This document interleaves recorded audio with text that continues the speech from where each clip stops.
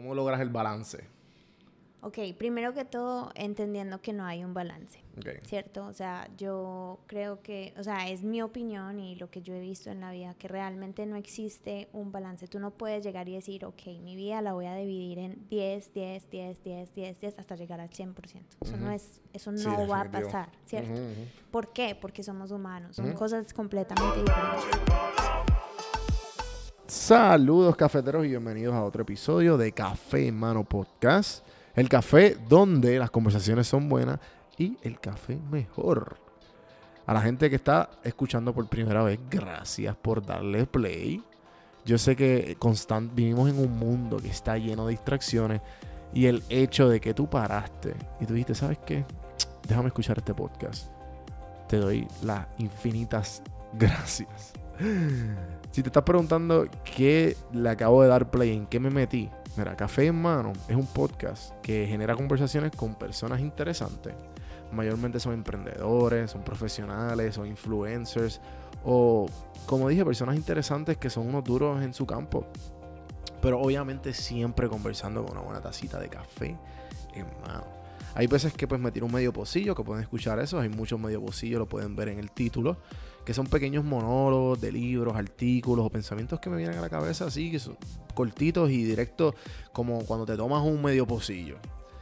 Y pues también las randomizaciones, que son pues un poco más random, no con mucha estructura, pero más natural, de diferentes temas y conversando de que básicamente los que nos vengan a la mente o lo que esté sucediendo al momento.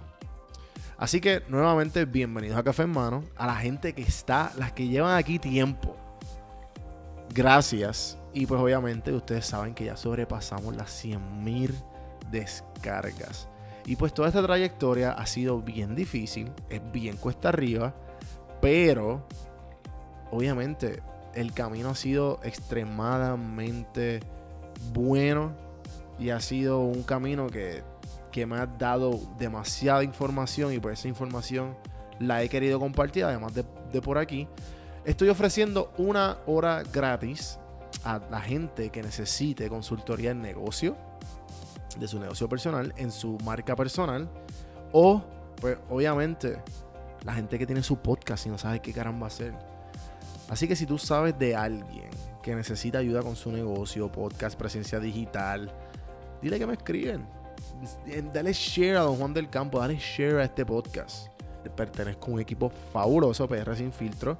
PR Sin Filtro empezó como una casa empezó como una compañía de turismo, como un blog de turismo, y ha evolucionado lo que es una casa productora de creación de contenido específicamente en los podcasts. Acuérdate también escuchar los podcasts de PR Sin Filtro en prsinfiltro.com/podcast. Y puedes escuchar el network de podcasts. Está Podflix Podcast, que hablamos de las series y películas junto a Alexa y Carlos. Está The Birra Lounge, donde hacen chistes con cerveza en la mano, muy bueno. Jan Chan Chan, Rubén Ahmed, como él dice, y Onyx Ortiz. También está Boricua en PCT, Boricua en Pacific Crest Trail con Tamari, que caminó de Canadá a México, y de México a Canadá, y después trató de bajar, pero no lo hizo. Muy buena la historia, verifíquenla. Y Un Pesito Podcast. Un Pesito Podcast es el podcast de Roberto López, CPA. Te habla de todo el montón, entrevista a un montón de gente interesante en el aspecto financiero. Y en el aspecto más técnico de las diferentes cosas. También te habla, tiene episodios como te enseña cómo hacer un plan de negocio. Verifíquenlo. Entra a prsinfiltro.com/podcast para más información. Invitada en el día de hoy, en este episodio de Café en Mano, es Juanita Vélez. Juanita Vélez es una profesional que definitivamente el tiempo lo sabe invertir para el bien común de la comunidad. Juanita actualmente es la manager internacional del Social Media Strategy de Delta Airlines. Y pues si esto no es un plato lleno, como decimos en Puerto Rico, también trata de hacer todo lo posible por dar su granito de arena con otros proyectos como lo es Hype. Es el pop-up de ella de meditación Soul Meditate. Búsquenlo en Instagram, muy bueno. también se ganó el espacio del 40 Under 40, del alumnado de Georgia State, de las personas que son menores de 40 años, que son más innovadoras y más influyentes en Georgia State.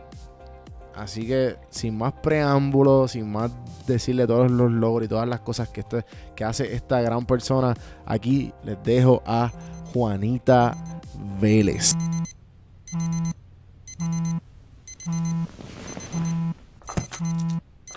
Café, tostado y colado.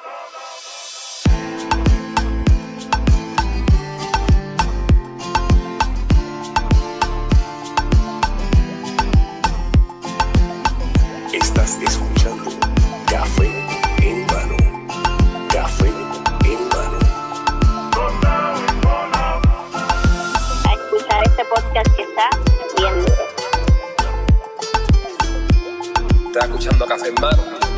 Así que vamos para adelante. Saludos cafeteros, bienvenidos a otro episodio de Café en Mano Podcast. Tostado y colado. Vamos a empezar esta pendeja. Juanita Hola. Vélez, bienvenidos a Café en Mano nuevamente. Sí, sí. Esto fue un poquito de... pasó como hablamos del trial and error, que pues grabamos un episodio buenísimo, muy Buenísimo. bueno, en donde grababa anteriormente y lamentablemente pues se perdió. Son aprendizajes. Definitivo. Aprendizajes. Definitivo. Y pues para empezar el episodio con esto, que puedes contar diferentes ejemplos de errores que gracias a te han dado mucha enseñanza. Ejemplo, yo cuando pasé ese huevo, para los que no saben, pues Juanita, yo la conocí, me la presentaron gracias a Carlos de Elite, Ah, sí. Hola. de Latinos in Tech, y Christian Zimmerman también estuvo acá. No, Carlos todavía no ha estado. Christian estuvo ya y Christian es de Coins. Me dijo, bro, you gotta meet Juanita.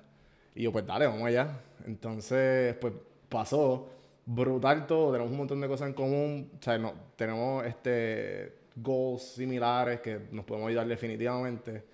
Y a la misma vez tienes una trayectoria increíble que yo estoy seguro que la comunidad de cafeteros y todos los que escuchen este podcast se van a motivar un montón. O sea, esto va a ser como que una inyección de pompeadera. Eso espero, eso espero. Estoy claro que sí. Nada, la cuestión es que se grabó y pues... Y se borró. Y se borró. Yo para el momento no tenía el equipo necesario para grabar. Ahora tengo pues un poquito más equipo, tengo un recorder y toda esta cuestión. Pero usaba directamente con la computadora. La computadora yo como que, pues dale, sí, update, delete. Y yo, sí. Y yo, ¿qué? No, olvídate. Y tenía el audio solamente, todavía existe, pero un audio super raw de la cámara. Ah, So que la cámara, nada que ver. Eso se escuchaba un eco cabrón. Y yo dije, no, esto tiene que quedar bien. Pero igual, nada, nos conocimos. Nos conocemos un poco más ahora. Nos seguimos en las redes sociales. Y nada, pues bienvenidos nuevamente. Gracias. Y he hablado de ti un montón. Gracias a ti. Mira, para los que sepan, Juan Mejía, Real Estate Comercial, el episodio 133 fue gracias a ti. Stephanie, yo siempre jodo el apellido. Carvajalino. Carvajalino. Gracias. Episodio 129, ese está otro nivel también. Empresarias desde los 6, 7 años, brutal, escúchenlo. Y Dani Pozo, el episodio 127, fue también gracias a ti. Y Rafael Maldonado, el 124. Ese también otro brutal. Y pues los que sigan, porque me imagino que... pues, Sí, yo sigo mandándote personas y conexiones siempre, porque siempre. es una plataforma increíble. No. Y entonces, nada. Y pues definitivamente aprendí, pues gracias a eso dije, pues tengo que comprarme un recorder, tengo que estar un poco más pendiente a las cosas, tengo que gente que me ayude en la postproducción y la producción. Y estamos aquí. Así que de esos errores que puedes decir, errores similares que tú has dicho como que, espérate, te pasó y que has vuelto gracias a ese error, aprendido y lo has vuelto a hacer mejor. Claro. ¿Tienes algún tipo de historias o errores que puedas contar? O sea, cometo errores todos los días de mi vida. Creo que el error más grande o el error como que más impactante que he tenido en mi vida ha sido un error personal, actually. Obviamente, profesionalmente, millones de errores. Estudié neuropsicología en bachillerato, o sea, me gradué con un diploma universitario en la neuropsicología. Fui neuropsicóloga por 8 meses. Fue el peor error del mundo, o sea, me encanta la neuropsicología, pero como practicante, o sea, no es para mí. Me llevaba todos los casos para la casa, o sea, no separaba el trabajo y mi vida personal. Fue un error después de eso haberme ido a estudiar medicina pensando que quería ser neuróloga, entonces también fue un error. Pero bueno, a través de haberme ido a estudiar medicina, tuve que sacar un préstamo para estudiar medicina en Estados Unidos porque es súper caro acá en Estados Unidos. Ese error fue el error más grande profesionalmente que me llevó a ser la persona que soy hoy en mi vida profesional, o sea, como carrera.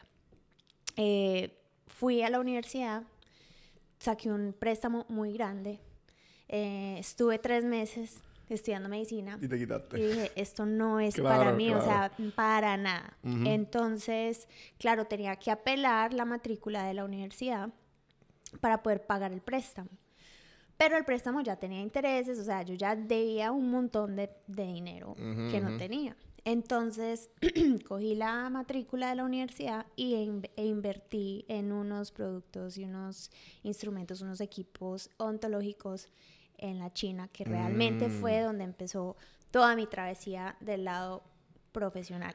Pero, del lado personal, creo que el error más grande fue haber no confiado en mí más temprano en mi vida. O sea, toda la vida yo como que seguía seguía personas, ídolos, líderes, hasta mis propios amigos. Yo creía que eran magníficos, o sea, gente increíblemente grande, pero yo nunca me veía así. O sea, yo no me veía en el espejo y decía, wow, Juanita, tú eres grande, tienes tanta capacidad, puedes hacer todo lo que tú quieras. No, yo siempre veía a lo de los demás. Entonces, creo que para mí ese fue el error más grande, porque me demoré demasiado tiempo en explotar como que esa riqueza que tengo internamente. De quién es Juanita, exacto. Exacto. Y eso es algo bien, cuando no escuchas tu voz interna y como dicen, como que don't follow your gut. Pero al final, pero eso como que toma mucho tiempo para muchas personas, o hay muchas personas que pues temprano se dan cuenta y pues lo hacen. Claro. Sí. Entonces, sé que pues obviamente por conociéndote, sé que también viniste en una diáspora pequeña con tu familia de Colombia, ¿correcto? ¿De dónde, qué parte de Colombia tú eres? Nosotros somos paisas, de Medellín. De Medellín. Entonces, ¿a qué edad fue que tú te viniste para acá? Bueno, la primera vez que me vine tenía 8 meses y nos vinimos con mis papás. Llegamos a Miami como típica familia colombiana. Y mis papás, mi papá era odontólogo, mi mamá trabajaba en un banco. Obviamente dejaron las carreras en el aeropuerto. Entonces mi papá y mi mamá nos quedamos en una parte de Miami que se llama Hialeah. Y en Hialeah teníamos un nochero que era una caja y la cobija de Avianca que nos habían dado en el avión como el mantel del nochero. Y ahí vivíamos. Y mi papá vendía ollas de puerta en puerta. Wow. Y mi mamá repartía periódicos. Entonces, de ahí se fueron a Nueva York porque estaba haciendo mucho calor en Miami. Y tenían amigos en Nueva York. Entonces, mi papá sí se fue con la misma compañía a vender las ollas de puerta en puerta. Y lo que los tocó en Nueva York era el frío. Entonces, llegaron en pleno invierno unas personas que jamás habían vivido en un clima tan drástico. O sea, Medellín le dicen la ciudad de eterna primavera porque no hay frío. Y lo mismo, la misma travesía vendiendo ollas de puerta en puerta. Bueno, obviamente mis papás me han contado millones de historias. O sea, se les varó el carro en pleno blizzard, tormenta de nieve. ¿Y tú estabas en Miami o estabas en Nueva York? No, yo estaba con ellos, sí, Okay. de 8 meses. Sí, que es claro, tú no me acordabas de nada de esto. Claro, no, nada. Entonces, bueno, de ahí se fueron para donde una tía que vive en Los Ángeles. Entonces ya nos fuimos de Miami a New York a Los Ángeles. 3 ciudades claves en este momento de población latina, ¿cierto? Y en Los Ángeles repartieron periódicos. Entonces a las 4 de la mañana se iban en la van de la compañía de periodismo y me ponían a mí en la silla, en el car seat, en la mitad, rodeada de periódicos. Y a las 4 de la mañana están repartiendo periódicos. Y mi papá... Eran en Beverly Hills donde repartían periódicos. Entonces mi papá decía que fue pucha, después de haber estudiado odontología, mi mamá después de haber estudiado negocios internacionales, como que después de haberse quebrado tanto por tener carreras, tener que estar haciendo eso. Y obviamente veían mansiones en Beverly Hills y decían, fue pucha, no, o sea, ¿qué es esto que estamos haciendo? Entonces dijeron, no, nos vamos a devolver para Medellín. Entonces nos devolvimos para Medellín como al año y medio. Okay. En Medellín en esa época era el principio, o sea, ya nosotros estábamos en una guerra como Colombia, en Colombia, en una guerra contra el narcotráfico, en una guerra contra la guerrilla, y realmente era un país violento. Vivir en Medellín, en la capital, en el centro del narcotráfico, donde Pablo Escobar todavía estaba vivo, fue un trauma para todos nosotros los paisas. O sea, hoy en día lo hemos superado. Creo que somos una ciudad de innovación completamente increíble. Si tú vas a Medellín, Estoy loco por ir. sientes esa vibra, esa energía, pero no solamente del lado tecnológico, del lado económico, sino también nuestra ciudad nosotros estamos esforzados en contar en el vecino. O sea, nosotros teníamos que unir comunidad de tal manera de que sabíamos que había una fuerza mucho más grande que nosotros, empujándonos, dañándonos la ciudad. Entonces la comunidad que se armó en Medellín durante esa época tan difícil es una reflexión de la gente que vive hoy en día en Medellín. Entonces tú vas a Medellín y la gente es amable, te ayuda, es querida, es un ambiente lleno de amor, hay luz que radia sobre esa ciudad. Entonces, obviamente, pues nosotros nos criamos en el lado difícil de Medellín, ¿cierto? En la época difícil de Medellín. Y el momento en el que, cuando ya nos devolvimos, mi papá tenía un consultorio odontológico. Claro. Y en el momento en que él decidió, listo, nos devolvemos para Atlanta, yo tenía 6 años y mi papá se había ido a almorzar a la casa y yo me había quedado en el consultorio con la secretaria. Y él tenía una pecera, como típico consultorio odontológico. Y entraron unos ladrones con bandanas así tapados.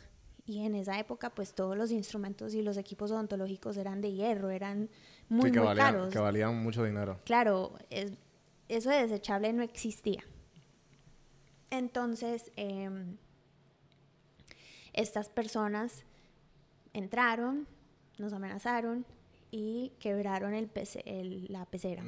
En ese momento, cuando yo, o sea, de 6 años, ver que mis pobres pececitos se murieron, fue algo súper dramático. Sí, además, trágico. Todo el agua se salió, eso sonaba súper fuerte. Y traumatized for life. Completamente. Entonces la secretaria le dijo, ok, no se lleve el equipo odontológico, yo le doy toda la plata. Entonces ahí fue cuando el man llegó y me puso la pistola aquí en el templo y me dijo, o nos llevamos el equipo o hasta aquí llegó. Entonces robaron todo. Quedé súper traumatizada por mucho tiempo. Todavía hay veces que como que se me vienen los flashbacks. Pero más que todo yo creo que fue un warning sign para mis papás. O sea, claro, ellos ya habían estado en Estados Unidos, pero en ese entonces habían sacrificado sus carreras y como que su ego, ¿cierto? Esta vez tuvieron que sacrificar, o ellos no lo sacrificaron con culpa. O sea, esta vez mi papá pensó, o sacrifico a mi familia y la estadía y el safety de que mi familia se críe en un país seguro, o hasta aquí, o sea, aquí nos quedamos. Entonces mis papás se vinieron para Atlanta en 1996 y casualmente llegamos el mismo día de la ceremonia de los Olímpicos. Entonces, o sea, fueron momentos muy claves y creo que si me pongo a pensar, creo que Dios fue muy directo con mi papá. Mi papá le preguntaba y pedía señales, me imagino, de todas maneras como cualquier padre o cualquier ser humano, de que si estoy haciendo las cosas bien hechas, ¿será que sí fue un buen move haberme devuelto a Medellín? ¿Será que me voy? O sea, este conflicto interno. ¿Y por qué Atlanta? Yo creo que mi papá se había venido antes a Atlanta, él ya antes sabía que como nosotros. que- Sí, sí, él sí. había conocido a una persona, o sea, Y yendo a Bel Air y a Nueva York, sabía cómo que era el balance entre medio. claro, y Atlanta, había mucha oportunidad en Atlanta. Yo les hablé sobre Nueva York, Miami y Los Ángeles, porque en este momento son ciudades claves para la comunidad latina, pero Y hoy día sigue siéndolo. siguen siendo. Pero Atlanta en el 96 tuvo un surge de inmigrantes por los Olímpicos. Claro. Entonces, después, si tú ves la data del census de Estados Unidos, después del 96 hubo un surge de diversidad y cultura en la ciudad de Atlanta. Wow. También hubo un surge en el desarrollo económico en la ciudad de Atlanta y en el estado de Georgia.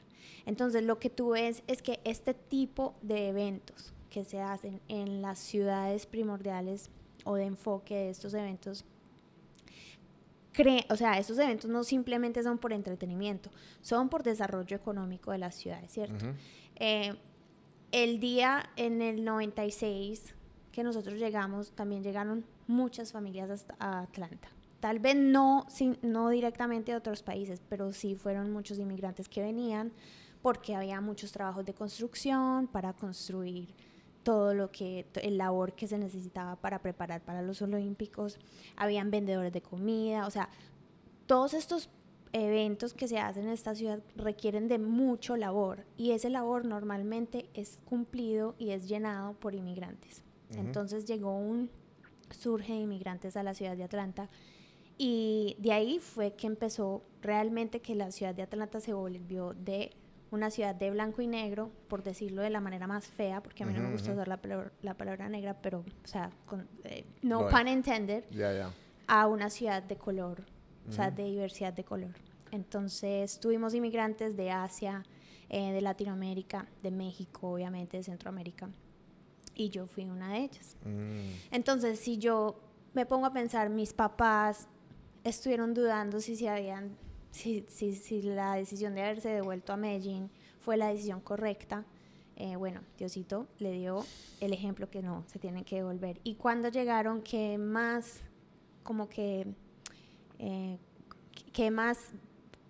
like, yes, you did the right thing, afirmación, necesitaban que llegara el día el mismo tiempo. Claro, y el como dice, las estrellas se alinearon para que tu completamente. familia llegara. Y llegamos a las 7 de la noche y estaban los juegos pirotécnicos y el Sí, fue como que torch. llegaron donde O sea, tenían que llegar. llegamos a la fiesta. Sí.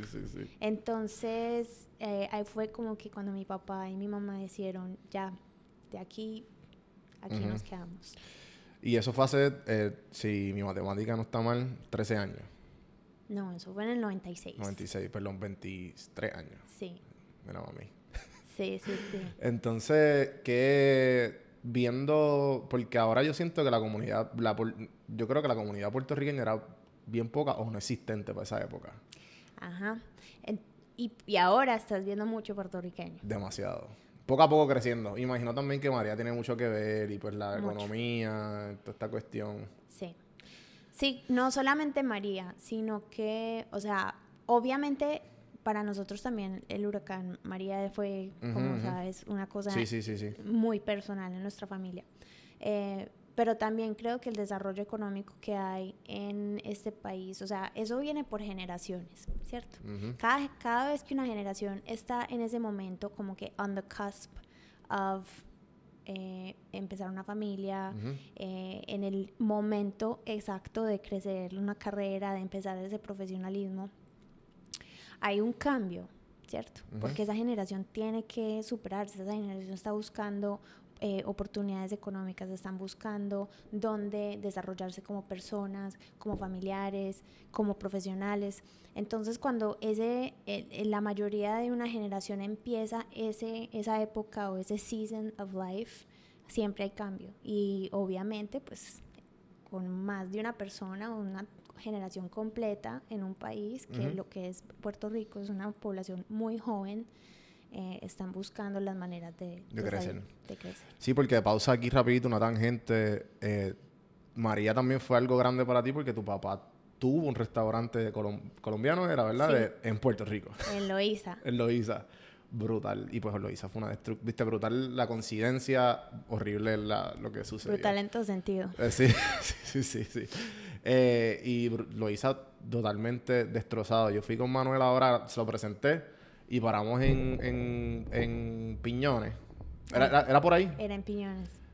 Y ella decía, pero ¿por qué la gente lo tiene así? Esto puede ser tan bonito, esto tiene tanto potencial para hacer algo magnífico, precioso. Y pues, nada. Y también, pues, tuviste un tiempo yendo y viniendo de Puerto Rico a Atlanta. Sí. Sí, no, para nosotros Puerto Rico es un país que es parte de nuestra familia también. Mi tía tiene un restaurante en los kioscos de Luquillo. Brutal. ¿Qué número? Para que la gente... ¿O cómo se llama? No sé, Perdón, Titi. Ahorita No, lo tenemos que buscar, ahorita lo buscamos. Sí. Pero sí, mi tía vive en Luquillo, por Fajardo. Ah, buenísimo. Eso es hermoso. Ahí nos quedamos, actually, Manuel y yo. Sí, es espectacular. Mi papá vivió por ahí, por Isla Verde, Carolina. El restaurante de mi papá yo creo que fue uno de los primeros puntos de contacto con el huracán. Entonces fue destruido completamente. No me quiero imaginar. Y realmente que mi papá, o sea, yo trabajo en Delta y en esa época, cuando pasó el huracán, Delta dijo, ok, a todos los empleados les vamos a dar 2 cajas de cargo para mandarle a sus familiares en Puerto Rico. Y yo le dije, papi, o sea, porque Delta tuvo el último avión que salió de Puerto Rico antes de que ya no fueron ninguna aerolínea más. O sea, Delta, tú ves en un mapa, te lo puedo pasar, tú ves en un mapa el ojo del huracán y ves el avión de Delta saliendo del país de Puerto Rico. O sea, es una cosa increíble. Wow. Entonces, yo le dije a mi papá antes de que saliera el último avión, le dije, papi, montate en ese avión, o sea, tienes la oportunidad de la vida, o sea, no te quedes ahí. Y mi papá me dijo, no, yo tengo que quedarme a ayudar. O sea, la comunidad estaba tan unida en ese momento en Puerto Rico. Se paran los pelos y todo. Que él se quedó ayudando. Sabiendo que no era su país, sabiendo que no tenía... O sea, mi tía estaba en Fajardo, mi papá... O sea, duramos 4 días incomunicados con ambos. Y fue una cosa demasiado... O sea, se me paran los pelos porque fue una cosa de que de un momento estuvimos hablando con mi papá todo el tiempo y él nos mandaba los videos de la lluvia y de cómo se movía la pared, o sea, tú ahí viendo y de un momento a otro, pum, no sabemos nada de mi papá y duramos 4 días sin hablar con él. Entonces no sabíamos si estaba vivo, si no estaba vivo, no sabíamos nada de mi tía. De la nada nos mandan una foto los dos en una moto porque mi papá se había llevado la moto. Así todo apocalíptico. Sí, parecía la Segunda Guerra Mundial. Sí. Tú caminabas por las calles, los postes de cemento partidos por la mitad. Y mi papá con una pañoleta, mi tía que es súper pinchada, súper linda, toda con una camiseta, unos shorts, o sea, y con 2 galones de gasolina. Y nos mandaron esa foto y nos dicen sobrevivimos. O sea, en ese momento para nuestra familia fue como que, wow. Sí. O sea, esto nos está pasando a nosotros. Wow. Entonces, para nosotros Puerto Rico tiene un lugar muy especial. No, y la mayoría, este podcast empezó por eso. O sea, yo también mi hermano trabaja en Delta, lo he dicho mucho en este podcast, que gracias a Delta fue que nosotros pudimos salir, mi mamá y yo. Mi mamá estuvo 1 mes y medio acá y mi hermano me dijo, mira, pues quédate aquí, te quedas en mi sofá y mira a ver qué pasa, porque yo no tenía... Mi única responsabilidad es Hans. Y yo dije, bueno, pues dale, pues vamos allá. Y pues hoy día estamos aquí. Wow. Y eso que definitivamente... Y muchas de las personas que he entrevistado tienen historias similares. Como que los puertorriqueños hablamos y la gente que estuvo en Puerto Rico, que tiene algún tipo de relación como tú tuviste, hablan del después y antes de María. Y es como... Creo que cuando pasó lo del gobernador, lo de Ricky renuncia... Sí. Y toda esta cuestión de que el pueblo se unió y todo esto... Y estaba hablando con uno de mis amigos, Juan Carlos Silén, que ha estado aquí, y él me dice como que, mira, Juan, el huracán María fue como nuestra guerra civil. Como que nos unió más como pueblo. Nosotros, ¿sabes? Claro. No queremos que... Queremos echar para adelante. Los puertorriqueños quieren mejores oportunidades. Como tú dijiste, en la etapa perfecta como para evolucionar. Entonces, yo que llevo aquí 2 años y mucha gente que a lo mejor o quiere llegar a Atlanta, yo sé que también tú eres como que saliste ahora lo en Choose ATL, Sí. una de las influencers de la acá en ciudad. 2019 de la ciudad. Que estás básicamente promocionando y un brand ambassador de Atlanta, como que vengan a Atlanta, Atlanta está en puro crecimiento. Total. ¿Qué recomendaciones tú le das a las personas por qué Atlanta Sí. y por qué tanta pasión de que Atlanta es lo que es? Sí, bueno, cuando me crié acá en Atlanta, aquí obviamente Atlanta tiene una historia muy impactante. Ujú. Obviamente el estado de Georgia fue uno de los primeros 13 colonias que tuvo Estados Unidos. Entonces, como estado histórico, estamos en ese estado, en Ujú, Georgia. En Georgia, la historia se empieza de una manera muy difícil por la guerra civil que tuvimos en este mismo estado. Entonces, cuando tú ves como que el trayecto de la historia de Georgia, tú no puedes hablar sobre Georgia ni de Atlanta sin hablar sobre la transportación, porque realmente Atlanta se volvió una ciudad porque ellos querían tener un lado que conectaba a todas las capitales primordiales en un centro en el sureste, que no había ninguna ciudad que podía conectar a todas las capitales primordiales de Estados Unidos. Entonces crearon un railroad system. Ujú. Y el centro de contacto era Atlanta. Entonces, cuando Atlanta empezó, era simplemente como que, literal, la gente que trabajaba en el railroad. Pero no era comunidad, no había escuela, no había nada. De ahí empezaron a ver que había tanta conexión de todas las capitales de Estados Unidos que la ciudad empezó a crecer solita. Entonces, a la misma vez que Atlanta estaba surgiendo como ciudad, alrededor de Georgia estaba teniendo muchos problemas de discriminación porque tenían todos los campos de cotton, Ujú, ujú. Los fields, Sí, las plantaciones de algodón. algodón. Entonces se habían traído muchos esclavos y había un problema obviamente de discriminación que lo trajeron a la ciudad de Atlanta. Bueno, flash forward, ya se armó Georgia Tech como universidad académica, se volvió una ciudad que estaba literalmente replicando, le decían la ciudad de oportunidad, porque en ese entonces New York era la ciudad cosmopolitana. Mm, Y Atlanta empezó a replicar y a seguir los pasos a New York. sí, le dicen el New York of the South, ¿verdad? Exacto. Pero desde hace mucho tiempo, o sea, nosotros en Atlanta hemos estado trabajando en ese concepto desde hace años, desde antes de la guerra civil. Bueno, se vino la guerra civil, se vino el Civil Rights Movement. Que aquí fue que se originó. Exacto, se vino Martin Luther King y realmente Atlanta se volvió una ciudad de inclusión sin tener inclusión. O sea, nosotros nos volvimos una ciudad que estaba peleando y contra toda la discriminación que ya existía desde de siglos. Entonces, es difícil entenderla porque realmente Atlanta está en un estado muy republicano. Atlanta es Atlanta y Georgia es Georgia, ¿verdad? Tenemos que Sí. entender que son dos cosas muy Sí, muy me he diferentes. dado cuenta con el tiempo que cuando tú sales de Atlanta es como que ¿qué está pasando aquí? Claro, y eso es muy, o sea, realmente todo el mundo, el resto de Estados Unidos nos ve a Atlanta como Georgia. Ujú. No nos ve como dos conceptos diferentes. Sí, Entonces, sí. ¿qué es lo que está pasando en este momento? Para mí Atlanta fue la ciudad que nos le dio a mis padres una oportunidad de salir adelante.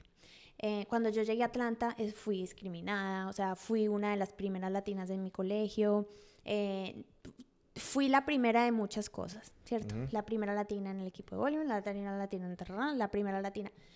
Que para mí no me gusta ser la primera latina, porque si yo soy la primera latina significa que no ha habido oportunidad para otros latinos, ¿verdad? Claro.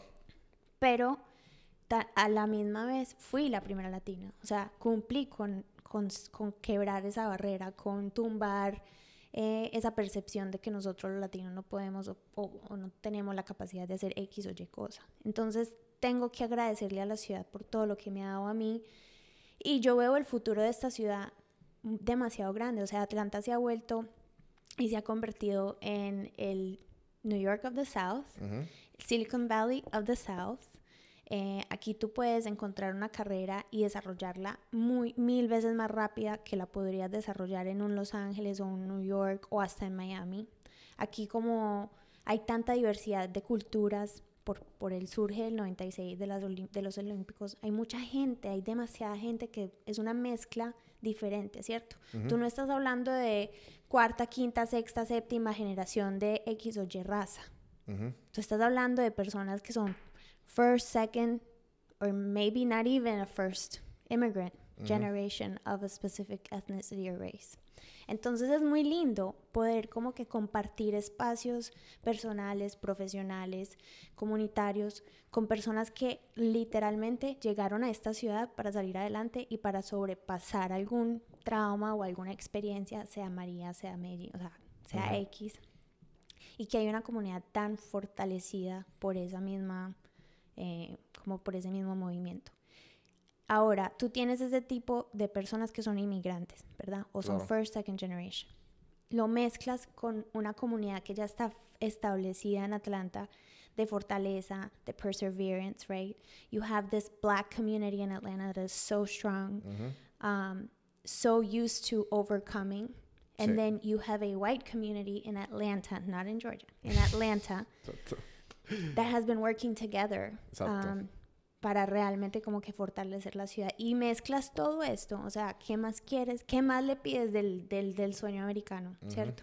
Yo no estoy diciendo que no tenemos problemas, porque hay demasiados pasos por seguir, hay demasiadas puertas por abrir, hay demasiadas posiciones por llenar, y hay muchos conflictos por resolver. Pero qué mejor ciudad que empezar a hacer ese cambio o a encontrar a cumplir tus metas y a cumplir tus sueños en una ciudad donde todo el mundo está vulnerable como para sacarla adelante, ¿cierto? Tú en Los Ángeles eres un latino de millones de latinos. Allá hay, creo que hasta 10ª generación de latinos. En New York igual, y en Miami pues ni hablar. Entonces, o sea, es una ciudad muy única que todavía le falta mucho por crecer, y está en ese momento como que de explotación total. Claro, sí, me he dado cuenta.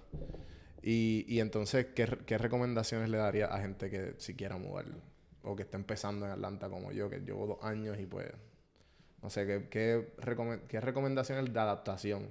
Sí, no, o sea, primero que todo, tener la mente abierta. Es difícil, o sea, aquí en Atlanta no tenemos es irónico decir que Atlanta fue fundada por modo de transportación, pero ahora tenemos un MARTA sucks. No te puedes ir de punto A a B porque pues no tienes siempre la capacidad de llegar en el MARTA, en el tren, pues en el transporte público es pésimo, no tiene lo suficiente alcance para llegar de la ciudad. Y aparte de eso, Atlanta es una ciudad demasiado amplia. Definitivo. O sea, es muy... no puedes caminar al mercado, no puedes irte a tomar un café en pie, o sea, siempre tienes que montarte en un carro, manejar mínimo 10 a 15 minutos y llegas a donde tienes que llegar. Sí. Entonces es difícil, especialmente para nuestra comunidad latina es difícil porque nosotros estamos acostumbrados a caminar, ¿cierto? En nuestros países es fácil como que ir a la tienda y comprar unos cigarrillos o, bueno, sea X o Y cosa. Entonces, aparte de eso, pues obviamente en Atlanta no hay mucho, ahora hay mucho latino, pero no hay tanto latino como lo hay en Miami o en New York o en Los Ángeles. Entonces, a veces eso puede sentirse un poco foreño, puede sentirse, uno se puede sentir solo. La comunidad latina apenas está empezando a explotar, a conocerse, a integrarse. Entonces sí es difícil. Pero, aparte de eso, o sea, aquí tú puedes conseguir una renta bien, no estás pagando un ojo a la cara como lo estás haciendo en Seattle, San Francisco, New York. El estilo de vida es mucho más tranquilo, entonces tienes oportunidades de hacer cosas o sea, tienen la oportunidad de cumplir como persona o como familiar de una manera más alcanzable. Entonces no estás gastando, o sea, el cost of living is pretty decent here. Y es seguir intentándole. Atlanta, hay muchas oportunidades y hay muchas cosas por venir a la ciudad, muchas cosas por venir. O sea, con solamente decirte, si nosotros vemos que los Olímpicos en el 96 fueron impactantes para la ciudad, en el 2026 el FIFA va a ser en Estados Unidos. Estoy segura que Claro. nuestro estadio va a estar incluido. Sí. Y aparte de eso, las Olimpiadas que se vienen también se están diciendo que van a ser en Estados Unidos. Entonces, si eso es otra oportunidad, imagínate la explotación de desarrollo económico que va a llegar a esta ciudad. Sí, sí, sí. Sin solamente, o sea, solamente captando el desarrollo económico, no hablando sobre la explotación de población, nada de eso. No, Atlanta me he dado cuenta, nuevamente te digo que hay demasiada oportunidad. Y al principio como que uno no se da no se da cuenta, pero con el tiempo, pues como que te das dando cuenta como que, espérate, esto se puede hacer. Esto es como que más fácil de lo que uno piensa. Claro. Lo que pues obviamente tienes que tener este actitud de hustle y de como que... Claro, y disciplina. Y disciplina y querer evolucionar, porque si tienes eso, pues lo otro va a llegar solo. Sí, creo que la motivación existe, pero solamente dura cierto tiempo. Sí que ¿Cierto? es como... Claro, es como un sub y baja, baja. exacto. Y bueno, ¿qué pasa cuando la motivación ya no está ahí? Tienes que aceptar la disciplina, ¿cierto? Exacto. Tienes que recaer sobre eso. Tienes que decir, ok, aunque no me quiero despertar esta mañana para ir a correr, me tengo que despertar. Esa es la disciplina en mí para cumplir con la meta de correr todos los días o Claro. lo que sea. Entonces, es lo mismo con Atlanta. Es una ciudad de mucha oportunidad, hay mucho por hacer, pero tienes que saber que la meta final va a tomar trabajo, sacrificio y compromiso. Me gustaría hablar de Hype. Porque pues, obviamente todos los que mencionamos al principio, que gracias, son miembros de Hype. Sí. Y... Hypebeast. Hypebeast. No había escuchado eso. Y pues, ¿qué es Hype? Y qué te... Porque sé que tiene una historia bien interesante de cómo empezó. Pues, ¿qué es Hype y qué te dieron ganas de fundarlo? Sí. Bueno, Hype es Hispanic Young Professionals and Entrepreneurs. Síganos @Hype GHCC, @Hype GHCC en Instagram y en Facebook. Somos una organización, la única organización en Georgia dedicada en el desarrollo del liderazgo de los jóvenes de la generación nueva, de individuos edades 21 a 35. Nosotros estamos enfocados en transformar nuestra generación para que sean los próximos líderes de negocios de Atlanta y de Georgia. Hype empezó porque yo estaba trabajando en una compañía, un Fortune 100, Fortune 50 creo. Y yo es una compañía con una cultura más bien tradicional, conservadora. Y yo era de las pocas latinas que trabajaba en la oficina corporativa, que son los headquarters mundiales, globales. Aparte, era mujer, o soy mujer, latina, creativa, porque trabajaba en la compañía es de ingeniería, es de operaciones. Y bueno, y era milenio, soy milenio, ¿verdad? Entonces tenía como que muchas cosas, muchas características en contra de mí para el momento en el que entré a esta compañía. Cuando buscaba el latino que sí era gerente o que sí era director o un simple latino que me pudiera, o sea, un empleado de la compañía que me pudiera ayudar, normalmente la persona latina como que, sí, yo te ayudo, pero yo tengo que, o sea, yo estoy en la lucha yo misma porque I have to prove myself first, right? Entonces era súper difícil como que encontrar una comunidad dentro de mi compañía, y la verdad en la comunidad latina en Atlanta de profesionales corporativos era difícil encontrar a alguien que me quisiera ayudar, o sea, que era capaz o que se sentía se sentía su misión de realmente como que pass back y de decirme, mira Juanita, así se escribe un email, o vístete de esta manera, o cuando conozcas a una persona, después de conocerla, le mandas un email agradeciéndole, o le escribes una nota y se la mandas por correo. O sea, todos esos tips que te dan, no los tenía yo. Y yo decía, pero es que es imposible. Yo sé que nosotros como latinos somos la raza que está creciendo más rápido en el estado de Georgia. Sé que somos jóvenes de 18 a 35 años. O sea, ¿dónde están todas las personas que se ven como yo? O sea, ¿por qué no las veo en esta oficina o en los networking events que yo iba? No veía a nadie de mi edad, siempre era la más joven.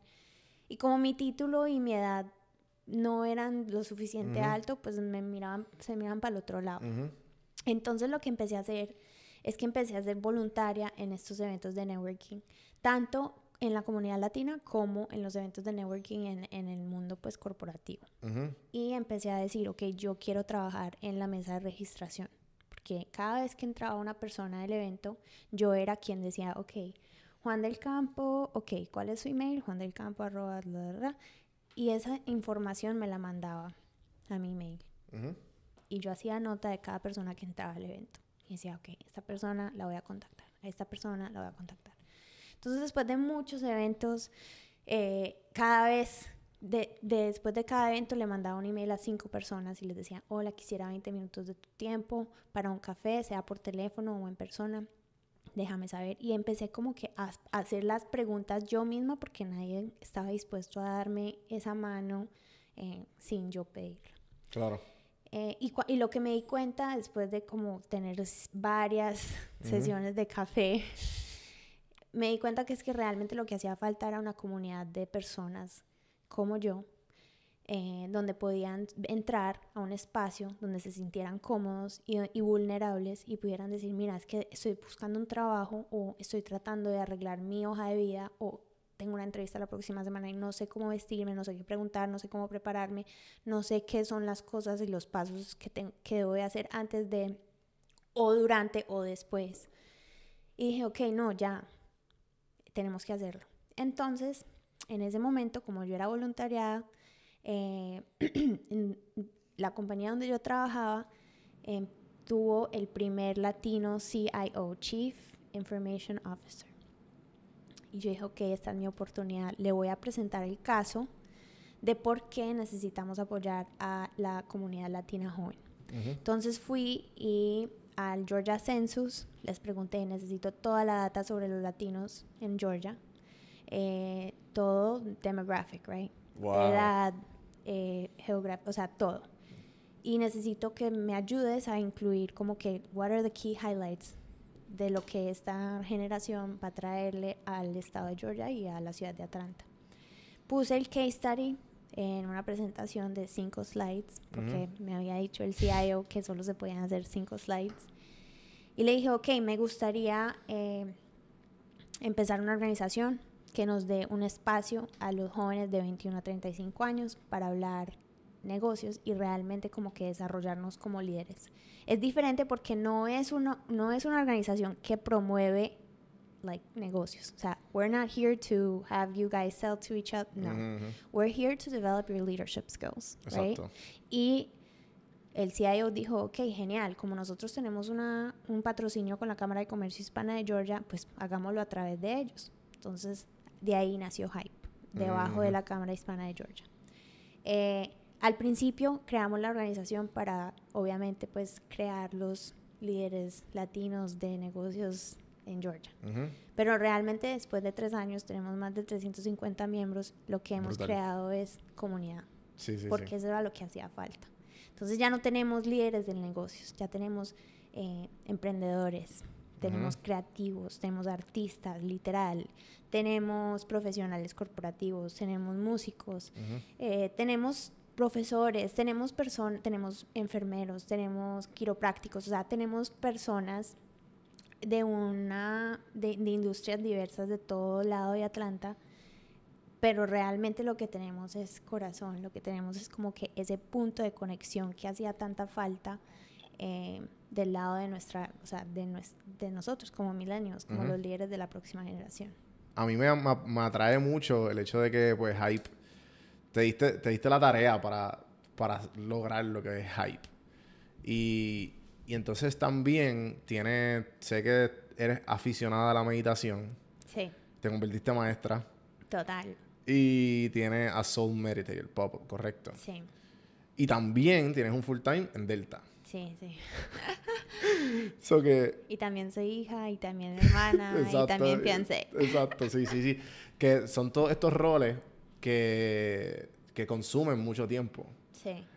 ¿Cómo logras todo esto? ¿Sabes? ¿Cómo logras el balance? Ok, primero que todo, entendiendo que no hay un balance, Okay. ¿cierto? O sea, yo creo que, o sea, es mi opinión y lo que yo he visto en la vida, que realmente no existe un balance. Tú no puedes llegar y decir, ok, mi vida la voy a dividir en 10, 10, 10, 10, 10, 10, hasta llegar al 100%.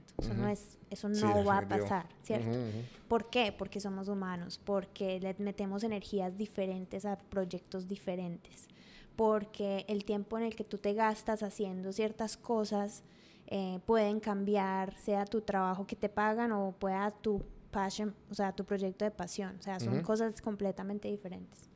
Entonces, ¿cómo lo hago? Haciendo muchos sacrificios. Tengo el entendimiento de que un día, un lunes por la noche, si tengo una reunión de hype, estoy sacrificando tiempo con mi fiancé, ¿cierto? Claro. También tengo el entendimiento de que si voy a ir al evento de hype o tal vez no vaya al evento de hype, pero voy a pasar esa noche con mi fiancé o un sábado, por ejemplo. Estoy haciendo un podcast, estoy sacrificando tiempo con mi familia, porque todos los sábados voy a donde mis papás. Claro. Entonces, es como que la realización de que, let's be realistic, there's no balance, right? No te puedes como que tratar de encajar en ese concepto de que todo en tu vida tiene que estar perfectamente compartmentalized. Sí. O sea, tú tienes que organizar tu vida de tal manera de que tienes que entender que van a haber sacrificios que vas a tener que hacer para cumplir diferentes metas. Y priorizar tus metas, Poner ¿cierto? prioridades. O sea, ¿cuáles son las cosas que en este momento, para esta semana o para este día, tengo que cumplir? ¿Cierto? Claro. ¿Cuáles son las cosas? Obviamente para mí de lunes a viernes mi prioridad mayor es mi trabajo, porque es el que me paga. Entonces, de lunes a viernes mi trabajo toma prioridad. Sí. Pero por ejemplo, los sábados por la mañana siempre son los sábados de meditación. Entonces, prioridad para los sábados de la mañana, Soul Meditate. Okay. Por la tarde me voy para donde mis papás. Y los domingos siempre son para mi fiance, porque mi fiance tiene su pop-up de tacos, Buenísimo. The Real Mexican Beatles. Sí.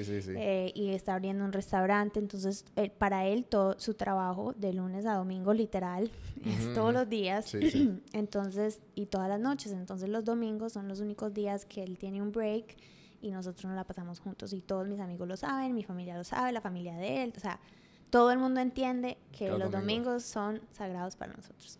Entonces, realmente es como que entendiendo cuáles son tus prioridades y cómo las vas a organizar de tal manera en que entiendes el sacrificio que tienes que hacer para cumplir esas metas. Ok. No, sí. Al principio es un poco agobiante. Total.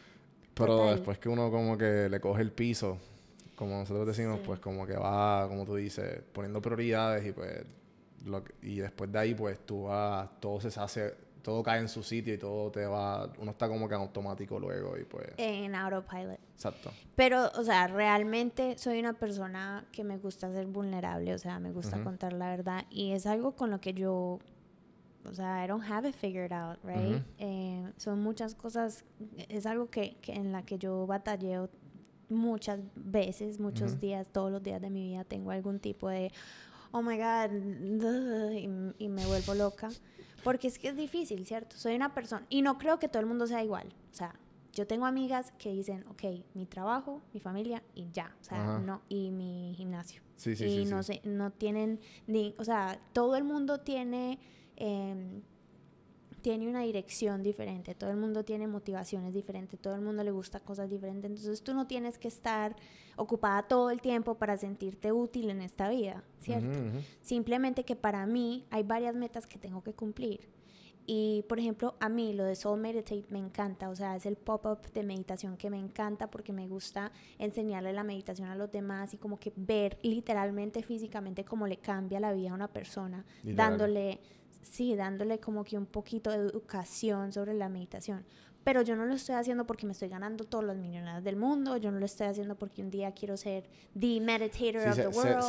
se siente súper bien cuando tú le das como que ese truco a la gente. Ejemplo, Claro. yo he hecho muchos episodios de la meditación y la gente como que, pero no entiendo esto, lo otro. Y cuando se lo explico o me escriben que lo hicieron o adoptaron el hábito, es como que mi vida es diferente, el día es diferente. Toda mi vida cambió gracias a eso. Claro.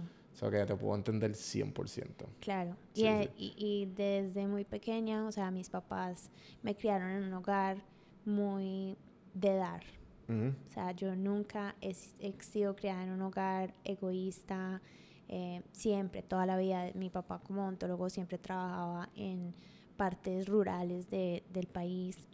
Él trabajaba con una fundación de niños huérfanos, o sea, siempre toda la vida hemos dado, independiente de lo que tuviéramos o no tuviéramos, siempre Claro. hemos dado. Entonces, Sí, para sí. mí, lo que me llena más en esta vida es dar, Sí, sí. sea a través de Hype, sea en la meditación, sea con mi familia, porque ellos ahora empezaron un negocio de paellas y también estoy en esas. Ajá.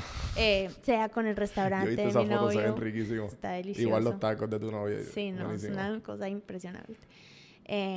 Entonces sí, hay muchas, o sea, a mí lo que me llena en esta vida es el dar.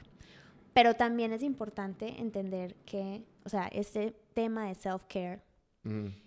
que para mí me parece como que abrupto. O sea, una cosa es que tú seas self-care y meditas o vayas al gimnasio o te des tu espacio.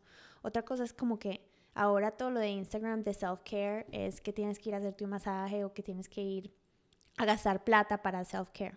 O sea, self-care no es simplemente ponerte una máscara y tomar vino. Eso no es self-care. Self-care Definitivo. es encontrar qué es lo que a ti te llena y cómo consumir más de eso Sí. para que te llene tu espíritu, tu Claro. corazón.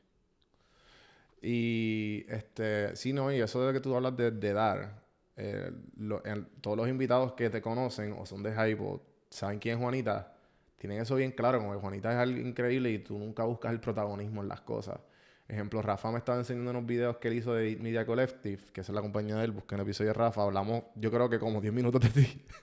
Por eso mismo, porque en una él me dijo que estaba haciendo un video a Hype Sí. y tú no querías protagonismo. No, vamos a hacerle el protagonista a todos, a la comunidad que son los protagonistas. Sí, sí. Como igual, nada, hablas también, ¿sabes? Estoqueando un poco para buscar un research de esto. Sí. Vi en tu LinkedIn que tú tienes tu work motto. Sí. Y estoy haciendo comillas en el aire. Que hablas de eso mismo, la vulnerabilidad, la humildad, la perseverancia y la compasión. Sí. O sea, como que hablamos un poquito más de eso. Bueno, o sea, para mí esas palabras son claves. Son la fundación de mi vida completa. O sea en mi vida personal, en mi vida profesional. Empecemos en orden. Vulnerabilidad. Ajá. Es muy difícil para mí entender a una persona o tratar de tomar una relación con una persona que siempre me está tratando de demostrar su mejor lado, ¿cierto? Y eso pasa todos los días. O sea, si tú vas a un networking event o si tú conoces a una persona por primera vez, lo primero que te dicen es, Flex. yo soy esto, tengo esto y hago esto, ¿cierto? Ujú, ujú. Pero realmente, y esto es algo que yo no sé si soy rara por pensar de esta manera, pero siempre que yo conozco a una persona, siempre se me viene a la mente, like, cómo, o sea, siempre lo pienso, y no sé, y no me juzguen, pero siempre, I'm being vulnerable. Siempre veo a esa persona y me la imagino llorando. Ajá. O sea, cómo se ve esta persona llorando, cómo se ve esta persona en sufrimiento. Y yo creo que es porque siempre que yo lloro, siempre que tengo momentos difíciles, hace ya 4 años que empecé a meditar, me tomo fotos de mí llorando. Ujú. O sea, estoy llorando y me tomo una foto, un selfie llorando. ¿En verdad? Sí, y Qué loco. tengo muchos selfies llorando. Pero para mí eso significa que es como que una realización de esos momentos que uno está buscando una foto para mostrarle X o Y o para postear o lo que sea y te sale una foto de ti llorando hace 3 semanas, 2 semanas, un mes, 3 meses. Es como que un reminder que tú eres humana, que tú no eres superhéroe, que tú tienes fallas, que has pasado y sobrepasado por muchos momentos difíciles y obstáculos y que en ese momento, en esa foto, estabas llorando porque te dolía algo, porque tú eres humana, porque tienes, tienes el derecho de caer, de cumplir errores y de fracasar y de poder salir de esos momentos y estar en el momento en el que estás hoy en día. Entonces, para mí ser vulnerable implica poder compartir con los demás mi experiencia real, right? My raw experience. La persona quien soy sin ningún filtro, sin tener que... Y dejar que la gente como que me comparta igual ese lado de ellos. Porque ahí es realmente donde uno tiene una conexión humana, de verdad. Yo puedo buscar en LinkedIn y ver todos los logros que has hecho. O sea, claro, o highlights. puedo meterme a tu Instagram y ver todas las fotos perfectas que tienes. El flex. Todo eso existe, ya está en el universo. Yo quiero conocerte a ti por quién eres. Quiero saber cuáles fueron los errores que tuviste. Quiero conocer cómo combatiste con esos errores. Quiero imaginarte en el momento más difícil y más débil de tu vida, cómo eras llorando, o sea, cómo te ves llorando. Entonces, sé que es un poco raro pensar eso, pero siempre lo pienso, no sé por qué. Y creo que cuando uno es vulnerable con otra persona, realmente pues uno llega a crear una conexión real con ese individuo. Yo estoy pensando la última vez que lloré, ahora con que tú me acabas de decir eso, y yo creo que la última vez que lloré, yo creo que fue en el avión viendo una película, y fue, esto está bien, esto está súper geek de mi parte, estaba viendo Marvel, Avengers Endgame, el final, lloré como un nene chiquito. Y el películas así bien sentimental. Yo creo que también lloré en Toy Story. Como que películas así bien de despedida o de pérdida de personas siempre they get to me. Claro.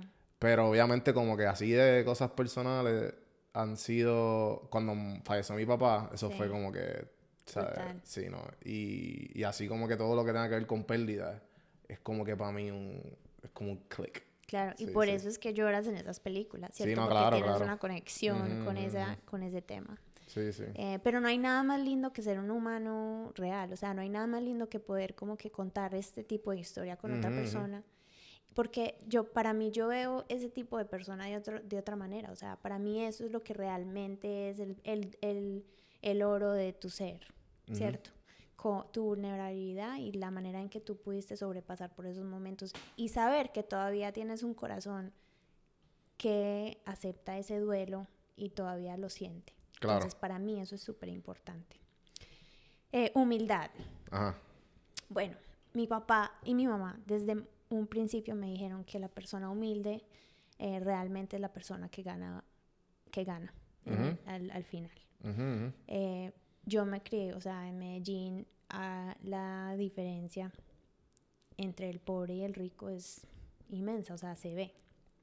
Y fue muy difícil, pues obviamente, tener como que comida en la casa, ir estudiar en un colegio súper bien, tener una familia súper bien y después salir, montarte en el carro, llegar a un semáforo y iba a ver niños vendiendo chicles, aguas, lo que sea. Sabiendo que tal vez no contaban con una cena o un desayuno o agua limpia o una ducha o una cama o un techo, ¿cierto? Entonces como que criarme en ese tipo de ambiente te llena de gratitud, o sea, tú sabes que eres una persona súper afortunada, pero después llegar a Estados Unidos, donde es tal vez un poquito menos visible, fue un cambio muy diferente, o sea, yo ya en ese momento me sentía como que la pobre, ¿cierto? Entonces, para mí, haber podido como que seguir escalando y saliendo adelante a través de, o sea, mi mamá limpiaba casas y oficinas corporativas, mi papá trabajaba en un bar, yo iba con mi mamá, o sea, fueron momentos como que te ground you y como que te bajan y te dicen, ok, mira, desde aquí empezaste. Sí, sí. Y después empezar a escalar y a ver en donde estoy ahora. Para mí como que lo más grande es saber que yo llegué de alguna parte. O sea, que yo empecé desde acá y que ahora he llegado acá y que los que están alrededor mío tal vez no están donde yo estoy. Entonces como que esa compasión que uno tiene cuando uno es humilde, igual, it ties back to the vulnerability, right? Claro. De ver la vida de tal manera de que tú no te mereces nada. Porque es que esta vida de nosotros no es de nosotros. O sea, nosotros estamos aquí por cumplir una meta y de ahí ya, o sea, nos vamos a donde tú creas que nos vamos. Yo creo en Dios, entonces yo creo que me voy para el cielo. Y al final del día, la meta, ¿cuál es? La meta es mejorar la comunidad. La meta es que nosotros todos como humanos nos la llevemos bien, que nos apoyemos, que salgamos adelante juntos. Y uno no puede hacer eso sin ser vulnerable y sin ser humilde. Porque si siempre te crees el máximo y el de todos los logros, ¿cómo vas a ayudarle al del lado que no tiene todo lo que tú tienes? Claro. ¿Cierto? Sí, sí, sí, sí. No, y darle el granito. Como que no hay más nada. O sea, cuando tú das, uno siente... No hay nada mejor que eso. Claro. Y que como que gracias a ti, pues, pasó esto. O como que gracias a tu mi día es mejor por lo que escuché este episodio o whatever. Sí. Como que se siente algo que no me quiero imaginar Sí. cómo tú te debes sentir. No, es muy lindo. En Ajá. la Biblia dice, no sé cómo se traduce en español, pero en la Biblia dice que entre más uno da, Dios te devuelve 10 veces. Y yo realmente no es para que estuviera donde estoy. O sea, ¿sí me entienden? Sí, yo, sí, sí. yo no soy súper inteligente, yo no soy súper dotada, yo no soy la más hermosa, yo no soy la más... ¿Sí me entendés? O sea, yo no soy la más, pero yo sé que todo lo que yo tengo es debido a todo lo que yo le he dado a la gente y como que a la comunidad, o sea, y lo he dado sin esperar algo en retorno, o sea, Claro. simplemente lo he dado porque sé que necesitan, porque sé que hacía falta, pero yo no lo daba porque sabía que me iba a devolver 10 veces. Bueno, la tercera palabra es perseverancia. O sea, el ejemplo de mis papás, brutal. Sí, o sea, no sí, tengo sí. nada más que no puedo fallar porque el ejemplo que mis papás dieron Increíble. fue la perseverancia más grande del universo. Y todavía siguen en la lucha, o sea, eso es lo más impactante, que mi papá de 56 o 57 o 58 años Perdón, papi.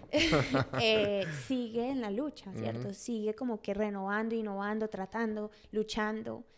Y eso para mí, o sea, como hablábamos ahorita, la motivación te puede llevar a un punto, pero de ahí tienes que tener la perseverancia y la disciplina de seguir adelante, porque es que van a haber muchos días y muchos momentos donde no va a ser perfecto, donde no vas a sentir la cafeína, donde no vas a querer despertarte, donde no vas a querer dormirte, o sea, hay muchas cosas a través del emprendimiento, del dándole. Y uno tiene que perseverar, uno tiene que seguir. Van a haber muchas barreras, van a haber puertas que se te cierran, van a haber personas que te humillan, van a haber experiencias que te hunden, pero tú tienes que seguir adelante, porque es que si tú no sigues adelante, te quedas estancado. Y cuando tú estás estancado, no estás creciendo. Y cuando tú no estás creciendo, pues, ¿qué estás haciendo? Sí, sí. ¿Cierto? Entonces, la perseverancia es súper importante. A través de todas las tempestades tienes que seguir. Bueno, y por último, pues obviamente la compasión. Y la compasión creo que es en contacto pues con la vulnerabilidad y con la humildad. Soy una persona muy dulce. I'm very kind. Todo el mundo como que me dice, ay, es que a ti, tú siempre estás ayudando a los demás, tú tienes que enfocarte en ti, tarara. Porque soy una persona llena de compasión, siempre me trato de poner en la posición de los demás y a veces no es bien ser tan, porque entonces yo termino como que, a veces termino yo siendo la perjudicada. Pero así es que yo lidero en mi vida profesional, o sea, en Hype, en Delta, siempre trato de liderar con compasión, porque todo el mundo tiene una historia. todo el mundo tiene batallas internas, externas, todo el mundo tiene algún problema que está tratando de resolver. Y todas esas cosas, por más que uno trate como que de evitar que te afecten en tu día a día, todas esas cosas son influyentes en tus acciones actuales en ese momento, ¿cierto? Uno tiene que entender que todo el mundo tiene como que un punto débil. Y mucha gente encuentra ese punto débil de la otra persona y como que lo ataca, ¿cierto? Para sentirse mejor, por el ego, porque pueda que te eleve a ti o te dé una posición superior. Pero la compasión es el opuesto de eso. La compasión es encontrar ese punto débil y acariciarlo, ¿cierto? Invitarlo a un abrazo imaginario, ¿cierto? Como que cultivar ese sentido de amor, de respeto, de humildad, de vulnerabilidad, de sentirse cómoda con la otra persona. Eso es realmente lo que es la compasión. Es entender que otra persona está pasando por X o Y caso, experiencia, y tú estás ahí como para acompañarlo en ese momento. Y no significa que estás en una reunión de trabajo y el del lado se está divorciando y tú te sientas a hablar sobre el divorcio. No, simplemente significa que tú sabes que esa persona se está divorciando y que tal vez hoy lo debes de tratar con un poquito más de amor, más de dulzura, un poquito menos rudo, un poquito menos directo, ¿cierto? Claro. Entonces entender un poquito cuál es la relación de los humanos para realmente pues cumplir la meta de esa reunión o de ese caso actual de manera dulce y cariñosa. Ya llevamos más de una hora. Vamos a... Pues, tengo un montón de preguntas, pero igual sé que estamos en un schedule. Así que te voy a hacer la última pregunta para acabarlo. Y pues la siguiente. Si pudieras de alguna manera darle algún tipo de consejo a todos los oyentes de este podcast, ¿cuál sería? Bueno, pues más de las últimas 5 palabras. Ajá. O sea, no, pues para mí creo que lo más importante, creo que lo que va a cambiar la humanidad lo que nuestra generación tiene es que tenemos la posibilidad de publicar lo que se nos dé la gana en las redes sociales. Entonces, ¿cómo podemos utilizar las redes sociales para realmente comunicar un mensaje de vulnerabilidad, de humildad, de compasión, de perseverancia? Para que nosotros influyamos a los demás y a las generaciones que se vienen, que son brutales, porque la generación que se viene es una generación que no va a tener tácticos ni características personales para nada. O sea, son personas que se han criado con un celular y ya no saben qué es hablar por teléfono, sino que saben que es un texto. Entonces, es nuestra responsabilidad como que influir en esa generación de tal manera, pero hacerlo y comunicarlo por las redes sociales, ¿cierto? Todo el mundo tiene redes sociales. Y mi consejo es utilizar esas redes de manera positiva, de entender que esas redes no están para comparación, esas redes no están ahí para formalizar como que es mi vida perfecta, pero ser realmente vulnerable con ellas. Mi último post en Instagram fue algo muy real. O sea, yo he sufrido y sufro de depresión y de ansiedad. En este momento, pues yo ya llevo como 3 años sin tener un ataque de depresión, pero sí he tenido ataques de pánico y ataques de ansiedad muchas veces después de los 3 años. Y soy una persona que soy muy abierta en mis redes sociales. A veces puedes ver, o sea, muy pocas veces posteo cosas sobre mis logros.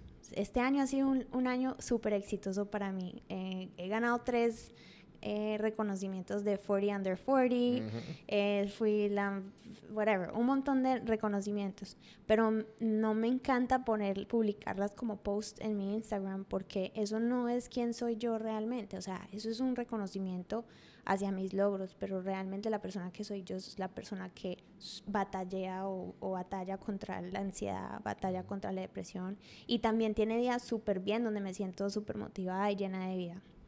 Entonces usen las redes sociales de manera vulnerable, con compasión, no traten de fingir quiénes son, porque es que tú eres quien eres porque así te hizo Dios, y si así eres un ser único. Entonces siempre trata de ser una persona humilde, de compasión y de dar, porque siempre hay alguien, no sabes a quién vas a influir ni a quién vas a impactar con tu historia y con tus logros y con tus obstáculos. Juanita, ha sido un placer tenerte. Sí, Me ha muchas encantado gracias. Por fin. Sí. Gracias por la invitación. O sea, no sabes lo orgullosa que estoy. Realmente que ya los últimos 5 capítulos los escucho siempre que estoy viajando en Spotify. Brutal. Entonces siempre los bajo antes de montarme el avión y me los pongo en el avión. Eso es un éxito.